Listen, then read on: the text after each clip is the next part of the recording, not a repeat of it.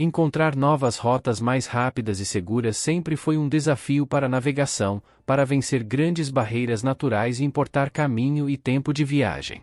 Várias obras foram realizadas ao longo da história. Mesmo assim, existem ainda desafios a serem vencidos, e na medida em que novas tecnologias são desenvolvidas, novas soluções vão surgindo. Hoje, falaremos de uma dessas soluções, que é sem dúvida uma ideia ousada que pode mudar completamente a navegação em uma das regiões mais perigosas do mundo, até mesmo servir de modelo para outras obras que podem promover mudanças no transporte global.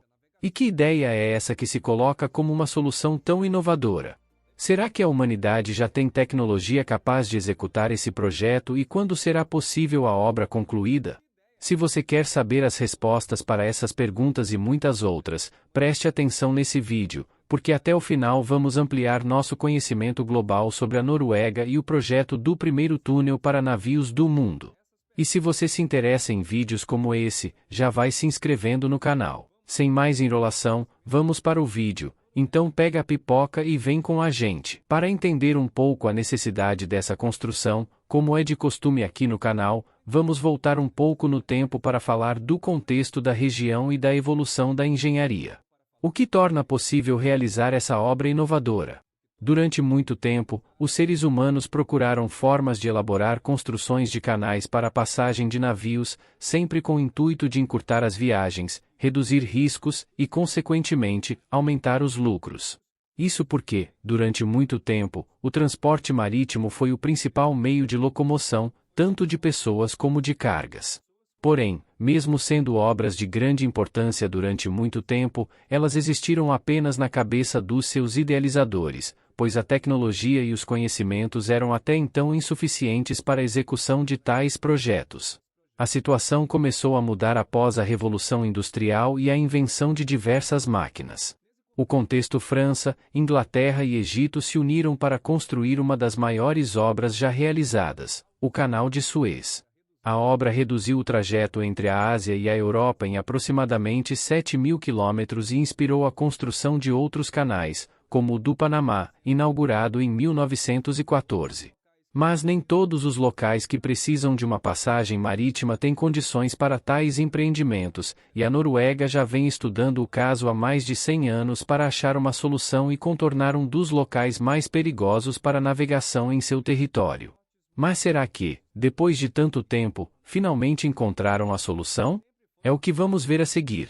Devido à geografia do país, a navegação é um dos meios de transportes mais importantes da Noruega, e contornar a península de Stad sempre foi um problema para os navegantes noruegueses. Inclusive, alguns estudos apontam que essa era uma região evitada até pelos vikings. E olha que os vikings não eram conhecidos por evitarem desafios. Se nem eles, que são conhecidos por sua coragem, enfrentavam, dá para imaginar que seja perigoso mesmo. E realmente é. Nessa região são registradas as maiores velocidades de vento, além de ser constantemente o local típico de tempestades e até mesmo de intensos furacões. Por isso, é muito comum que as embarcações passem longos períodos ancoradas, esperando a melhora nas condições climáticas para seguirem com a viagem sem riscos. E se você está pensando que precisam esperar por serem barcos pequenos, está enganado. Até mesmo os de grande porte precisam aguardar até que o mar se acalme. O grande problema da região é que essa é a única península da Noruega totalmente exposta ao mar. As outras que existem são protegidas por pequenas ilhas que funcionam como quebra-ondas. E para solucionar o problema, em 1870, os noruegueses começaram a discutir a construção de um túnel na parte mais estreita da península para evitar que as embarcações dessem a volta, além de reduzir a distância e fugir desse clima terrível. Eu só vejo vantagens, mas tem um porém: o problema é que, com o passar do tempo, as embarcações foram se tornando cada vez maiores e as limitações técnicas acabaram inviabilizando o projeto inicial. Somado ao alto custo, o projeto acabou engavetado por mais de um século. Aparentemente, a ideia passaria mais algum tempo dentro da gaveta, pois, apesar do governo ter incluído o túnel no Plano Nacional de Transportes, o valor para a execução da obra havia sido retirado do orçamento nacional, ou seja, o mesmo que nada. Somente após fortes pressões da oposição, o governo mudou de ideia e destinou novo valor para a obra. Estamos falando de muito dinheiro, o custo total está estimado em 8.800 milhões de coroas norueguesas, que equivalem a 325 milhões de dólares, que por sua vez, na cotação atual, representam mais ou menos R$1,5 milhão de reais. Como já dissemos, o túnel deve ser construído na parte mais estreita da península, por motivos óbvios, com comprimento de 1.700 metros, 37 metros de altura e 26 metros de largura. O túnel terá uma profundidade de 12 metros, o que permitirá a passagem de navios de até 16 mil toneladas. Este será sem dúvida o primeiro túnel para navios do mundo, pois já existem outros que servem para a passagem de barcos, como o túnel de Malpas, na França, que existe inclusive há bastante tempo. Contudo, até o momento, esses túneis servem apenas para a passagem de pequenos barcos. A obra em questão é a primeira do mundo para grandes navios, e os desafios são igualmente colossais. Quer ver? Então olha isso. A obra deverá ser executada em duas frentes, iniciando com as escavações pelas extremidades e se encontrando no meio. A parte superior do túnel deverá ser executada de maneira convencional, com a utilização de explosivos e perfuratrizes, iguais às que se realizam para a construção de túneis rodoviários.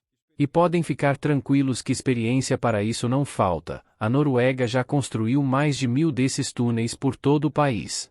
A dificuldade principal vai ficar por conta da escavação do leito do túnel, que vai exigir a construção de barreiras para impedir que a água do mar entre.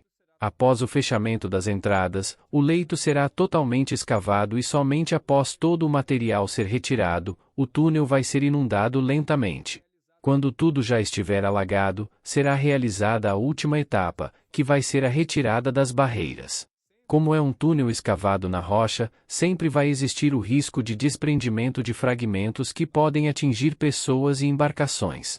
Esses riscos serão reduzidos com a aplicação de uma camada de concreto projetado e também com a proibição de pessoas no convés durante as travessias. O tempo para cruzar o túnel será de aproximadamente 12 minutos apenas.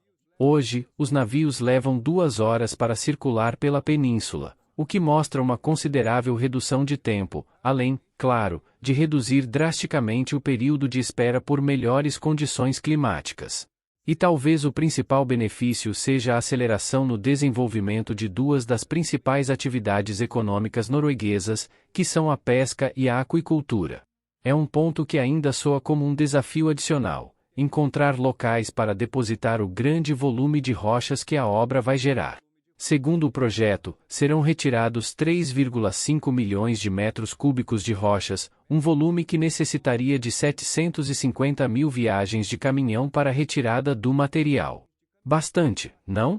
Só que nesse caso, a rocha será retirada por meio de barcaças, mas ainda assim é muito.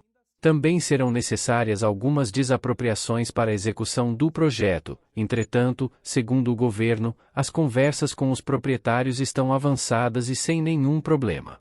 Como parte da validação, vários testes já foram feitos, e de acordo com as verificações, foram determinadas as condições de segurança para a operação do túnel. As embarcações deverão manter uma distância de 400 metros uma da outra, assim cerca de 5 embarcações poderão cruzar o túnel a cada hora. Na verdade, só vamos saber o número real quando o túnel estiver pronto, pois no caso de embarcações pequenas, será permitida também a passagem simultânea. E em breve, todos poderemos saber no que isso vai dar, pois o governo norueguês pretende contratar a empresa responsável ainda em 2022. A previsão é de que os trabalhos comecem no primeiro semestre de 2023, e a conclusão da obra está prevista para 2026. E aí, depois de tanto tempo engavetada, você acha mesmo que agora a obra finalmente vai sair do papel? Responda aí nos comentários para a gente saber. Amplie ainda mais seu conhecimento global assistindo aos vídeos sugeridos, inscreva-se para ser notificado a cada vídeo novo. Muito obrigado por assistir até aqui. Abraços e até o próximo vídeo. Tchau!